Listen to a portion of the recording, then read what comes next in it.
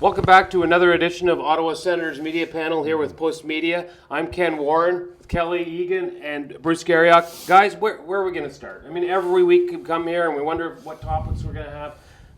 I mean, it's just endless. We can recap the week, after the trade deadline. Then the LeBreton went down and went down badly, and then the firing of Coach Boucher. Bruce, where do we start? I guess we start with Boucher. Well, I think that was the most surprising news of the week after Pierre Dorion twice gave Guy Boucher a vote of confidence and then fired him Friday morning. I really think there were a couple of things here that were the final straw. I think number one is the player of the young players. If you're going to call young players up and they're going to play 11, 12 minutes a night, that's not what this organization is about right now. Clearly, this wasn't only about Christian Wolanin sitting, because he did sit on the weekend under Marc Crawford as well. But I think it's the utilization of the young players, the fact that this organization wants young players to develop. And I think that, you look at the way Guy Boucher had been handling some things lately. I think one of the things that got misconstrued was this whole discussion about no excuses. I don't think that was about the players and excuses. I would quite frankly think that was about the coach offering up too many excuses, and they were tired of them. Okay, and you mentioned Wolanin and guys playing 10, 11, even Batherson and Brown come up for a game, play 5 minutes or 6 minutes. Kelly, you're a passionate fan of this team. You watch that. I mean, when you look at this team, and they're a terrible team. They're a 31st place team. Do you want to see the kids play here? Is this when you take a step back, I mean, I guess that is the part of the rebuild. Would that be, as a fan, what you want to see here? Well, I think so. I mean, new players like Duclair, who sounds like a pretty interesting, kind of intriguing sort of player, and he's shown some flash so far. But just to pick up a bit on what Bruce was saying, Dorion has talked a lot about culture, creating a culture, in the dressing room and throughout the organization, and I think that's a real problem for this team right now. To create a culture, you got to do more than just say things, and their messaging is so mixed up for fans, and I think this is a real problem in terms of going forward. You say one day that the coach is here to the end of the year, and the next day you fire him. You spend 3 or 4 years saying we're putting an arena downtown, and now suddenly it evaporates.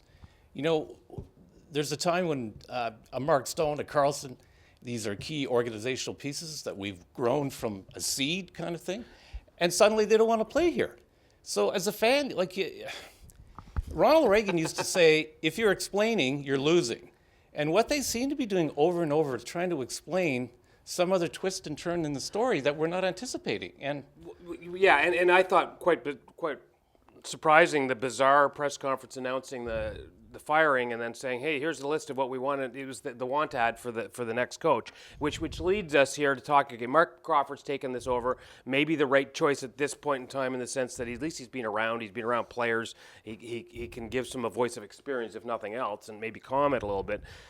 But now we get into this thing. Okay, I'm sure he's a candidate for down the road. I'm not sure you're going to go that way, but maybe we can talk about who some of these guys might be that will come in to possibly coach this team. Well, I look at the situation right now, and I do believe that Marc Crawford is a candidate if he can have some kind of strong finish here.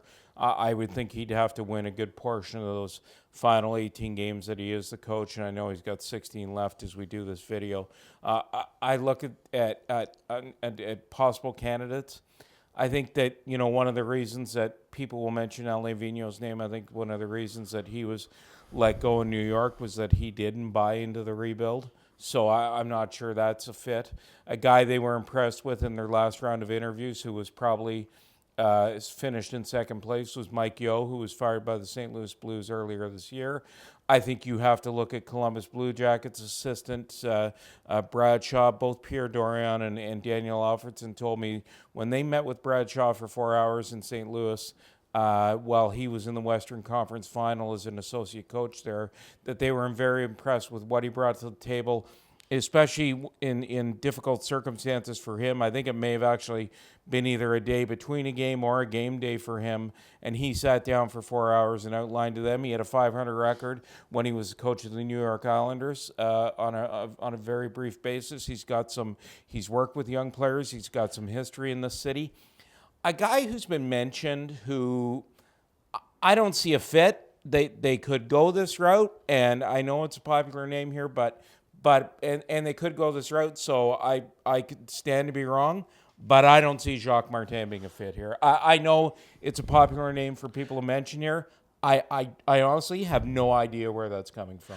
Well, I think it's because I think people, and I wrote about it last week, is that this crap that's happened in the last 2-3 weeks, all season long, feels like 95, 96. And when they brought in Jacques Martin, it helped straighten it out, and he built with the kids.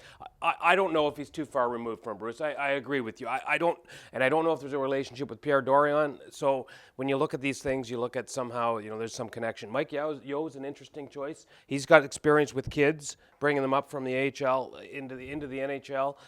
Troy Mann is going to be an interesting call because of Belleville. I know people mention Troy Mann too. I think Troy Mann better make the playoffs in Belleville if he wants to be a candidate here. Sure, he's done a good job developing the young kids, but if he's going to be a candidate here, the first thing he better do is get Belleville to the playoffs. Well, that's my take on Troy Mann. No, to me, it's got to be a sales job. Bringing up another guy with no NHL experience, if you brought him up, how do you sell that to a fan base that says, we want an established coach? Well, what was sort of bizarre about that job description that Dorion released, to me anyway, was that the word winning or winning tradition was nowhere in there for the coach. He talked about teaching and communication. And it sounded like you were hiring a kindergarten teacher or someone to lead the Boy Scouts. Like, just as an example, you want to talk about a culture. I went to see the Carleton Ravens on the weekend, and Dave Smart, coach of the men's basketball team, they've won something like 13 out of 15 national championships in the last 15 years. I mean, that's a culture. I mean, this guy is a really tough coach. Don't say that I agree with everything he does, because you can see him berating players while the game is on, which I don't approve of. But it doesn't matter. He has set a standard for winning there. And I don't see that anywhere in that description. It's like, communicate with players, tell them where they're at. Like, what is that? Well, in a lot of ways, that sounded like Guy Boucher, actually. Come in with strategic planning. I mean, Guy Boucher sold them on that 7-hour meeting where he detailed every single thing he was going to do. He's a very organized, structured guy, X's and O's. But, over time, the message just guys start tuning him out. Well, and another guy who had an impressive interview, and the reason he was named the associate coach was Mark Crawford. Yeah. But he had an impressive 6-hour interview with them at that time. So, clearly one of the things that's going to happen here is it's hard to sit here and name every candidate now. Look, are they going to interview Troy Mann? Absolutely, they're going to interview Troy Mann. He's in the organization. Are they going to circle back to Mike Yeo? Yeah, they'll probably circle back to Mike Yeo. Are they going to interview Bradshaw? I would say absolutely. Am I going to stop answering my own questions? Probably at some point here I am. But I guess one of the things I would say, though, Ken, is some guys are going to come available in the playoffs, too, because probably some good coaches are going to get fired because some teams are going to get eliminated in that first round. Well, and before every fan out there, mentions all these big-name coaches, a lot of these big-name coaches aren't going to come in here because of the mess and because of the dollar value. If like we talk about Joel Quenneville or Alain Vigneault, these guys are big-ticket guys. But Joel Quenneville isn't a fit. Joel Quenneville wouldn't buy into the rebuilding in Chicago. He's not a fit here. Yeah, but I'm saying, but that's part of the cycle I was getting to. It's not just money. It's also like what is this coach's background and why would they come in here in this situation? Well, it's going to be years and years before you win. The fact that guys like Stone, who've grown up in the organization, and Carlson and other guys, they didn't want to sign here. I mean, what do they know that we don't know? A lot. So to me, that's a frightening thing. You want to talk about culture. Why is it that these players that we've grown don't want to stay here? Because they know things that are troubling to them. And as a fan, right, this is the really worrisome part. And I think with a player like Stone, you don't go down to the last week of the last month. That guy should have been sewn up a long time ago. They wanted him as a major piece going forward. And, I mean, to me, that's on Dorion. It got blown somehow, and I don't know. Well, I think they're part of the thing that they look and they say, look, it's going to be 3, 4, 5, 6, if it ever turns around. And they're at the point in time in their careers where say, look, here's an opportunity to win now, and you're going to take that. And the mess above them is there. I mean, just one more last thing on Crawford. Crawford has been here for 3 years with Boucher, and he's been primarily responsible for defense.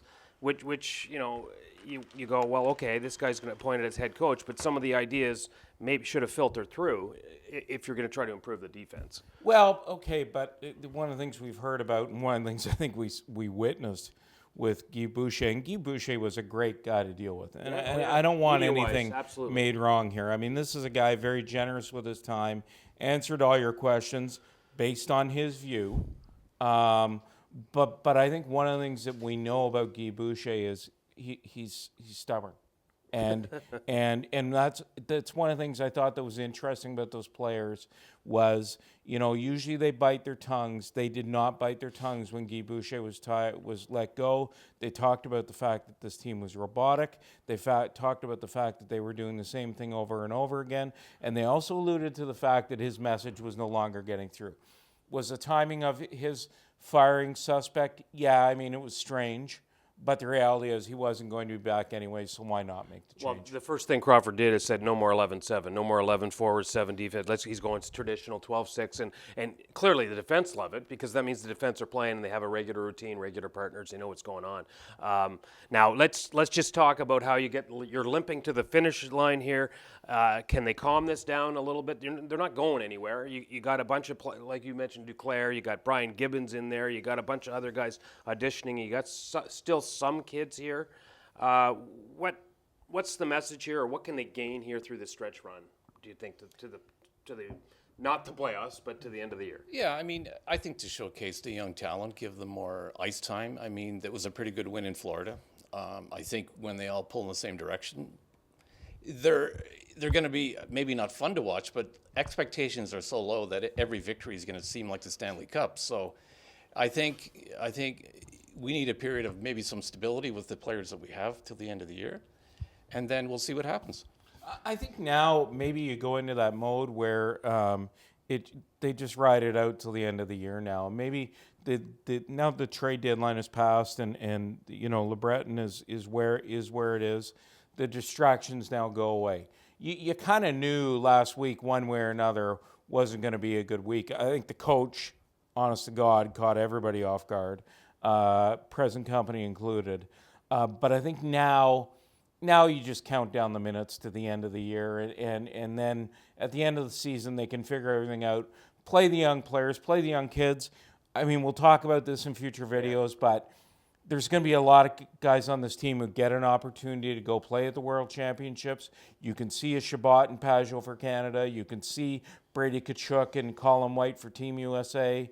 Guys are going to get opportunities at that level to continue their season. So I think that will be the focus now. And then the changes in the offseason, obviously, they're going to have to figure them out. Because one thing that is not going to happen is as much as they have all these draft picks, they're not going to draft all these players. They're going to use those players to get other assets. And the other thing people have to keep an eye on now, quite frankly, is the Columbus Blue Jackets. Because the Ottawa-Senators have the Columbus Blue Jackets first-round pick, and as we sit here today, they're on the outside looking into the playoffs. To me, to the end of it, this is sort of like a car wreck on the highway. You got to put spare tires on this thing to get it to the end. If you can get a little fuel along the way to keep going, I think that's what wins are going to do here. Maybe keep a little optimism there. And the other thing to keep an eye on is Belleville. That's going to be a good story for this organization if they can make the playoffs. So we'll be back. There'll be another topic next week. Topic. Thanks for tuning in. Thanks to Kelly Egan and Bruce Garriock. I'm Ken Warren. Thank you.